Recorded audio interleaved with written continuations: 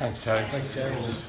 I'm Raman. I'm a grateful, recovered cocaine addict. Hey, Raman. My gratitude firstly goes to God for doing for me what I could not do for myself. And secondly, my gratitude is for the CA members who were sat in the rooms when I first arrived a year ago in the meeting in Birmingham. If it wasn't for them, who had also taken a 12-step recovery program to recovery, they wouldn't have been able to provide me with that vital information and the guidelines to take what I've got today. The reason I chose that particular part of the book is, from my experience, is where I made my beginning. So reading those few chapters, those few paragraphs that have just been read out, it really hit home, and it made me understand sort of what I had tried to do to stop taking cocaine. And the fact is, that was the problem, that I had tried to stop taking cocaine. So I'm going to rewind the tape a little bit to sort of my using, should I say. So, I started using cocaine when I was 21, and as Bill said, I had arrived. I felt invincible. I didn't take my first line and say, shit, I need help, where's CA? It just weren't like that. I do look back on my relapses now, as I know they're called now. Before, I didn't know they were called relapses. I just thought I was picking up a drug, and maybe some points I didn't want to do it, but now I know it was a relapse. So I was looking back on my relapses, and I felt safe in the fact when I first started using cocaine, it's because I thought, I'm predicting them. Yeah, I'm doing this when I want to do it. Even though my using was different to the lads that I used to hang around with, they used to go to bed after a day. I'm still up for a week, and this is when I first started using cocaine. So as I know now, that phenomenon, craving that develops in us addicts was there at a very, very early age. That's my personal experience. And I used to think, just because I've got the means to do it, that's why I'm doing it for so long.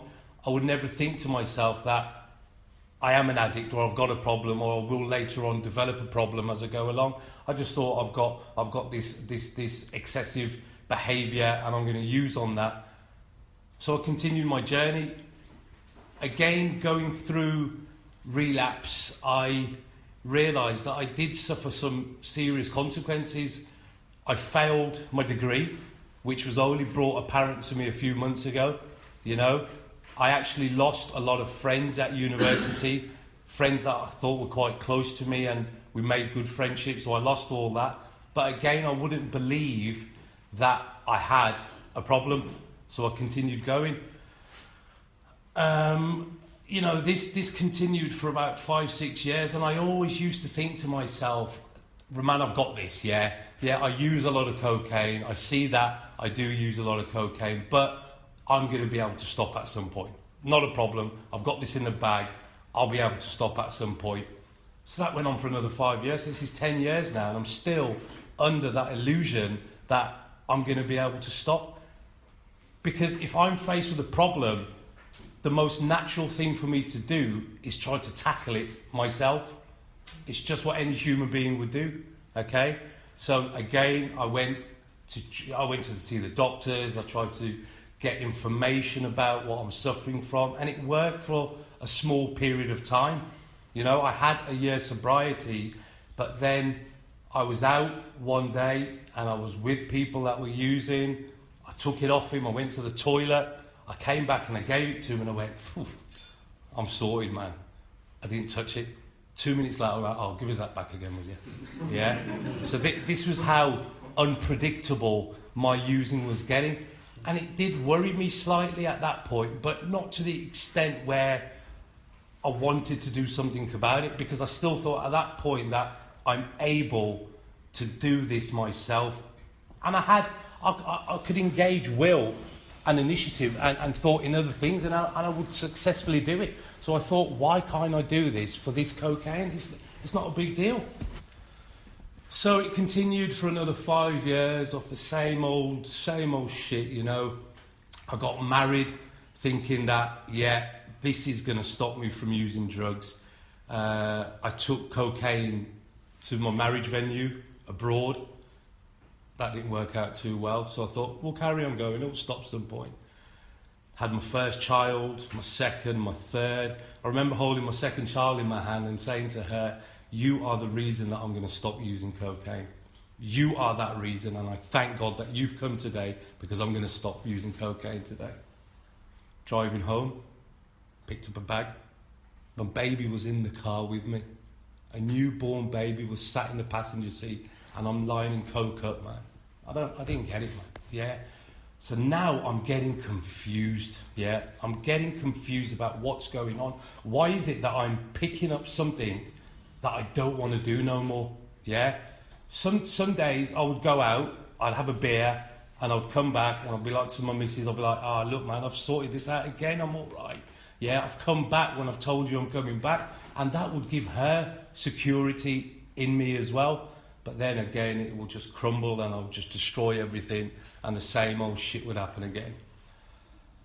So there was so much confusion and unpredictability in my using, and I just couldn't work it out. I just couldn't put my finger on what was going on. I ended up having my second heart failure in December 2017. Lying in intensive care, the only thing I could think about is using cocaine. Yeah?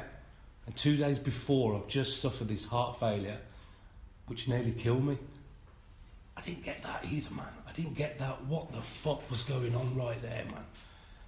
So I believe that I was directed to go into I went into rehab maybe just to take time out, whatever it was, you know.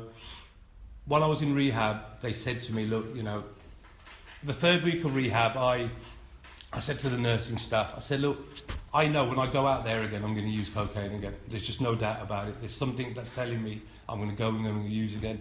So they sat me down and they gave me the number for CA Birmingham. The first thing I heard when I walked into this fellowship was the baffling feature about alcoholism or addiction is the utter ability to leave it alone no matter how great the wish. That got me right there. That got me right there because I fully understood what that person was saying with those few lines. Excuse the pun, with that paragraph. Yeah. So that paragraph that was read really, really got the claws into me, and I thought, this guy knows what he's talking about. He understands what I'm going through. And at that point, I used to think to myself that it's only me with this problem. Nobody else understood me.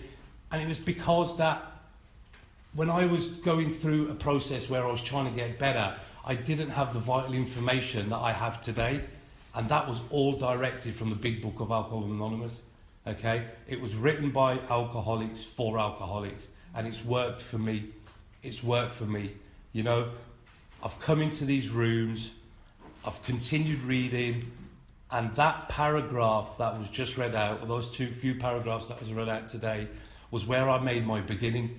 That was the understanding that I got that made me realise, A, my predicament, secondly, that I have to stop trying to stop, if that makes any sense.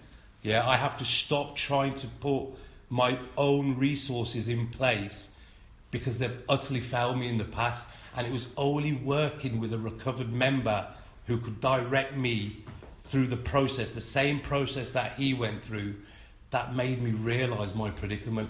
Yeah, and it was that chapter that gave me that realisation that I am a real addict. In order to me to get recovery, I need to follow direction from the big book of Alcohol Anonymous. Yeah, I don't give you my opinion. I won't give you what I think should be right. I will give you clear-cut direction as I was given from the big book of Alcoholics Anonymous.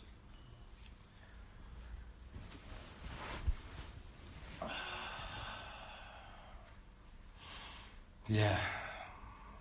Gratitude, man. You know, I thought death was my answer to my addiction, yeah? I came face to face with death, and I'm telling you today, I did not want to die at that point, Yeah, I did not want to die. I did because I couldn't be free of this addiction that's got its fucking grasp on me, yeah. But I didn't really want to die, and I realised that on that day. So this program that I was brought into by the grace of God, I believe, was the final house on the block for me, yeah. I've come into this program and I've been open-minded and I've been willing to put some action into my recovery. It's not just going to come by somebody speaking to you and you are taking a few words and do. I studied that book like it was a degree. Why wouldn't I? My life is on the line. Yeah? When you're working with someone, that person's recovered. He's all right. If you're taking this way of life on board, you need to realise the importance of it. Yeah? I had two choices, recovery or death.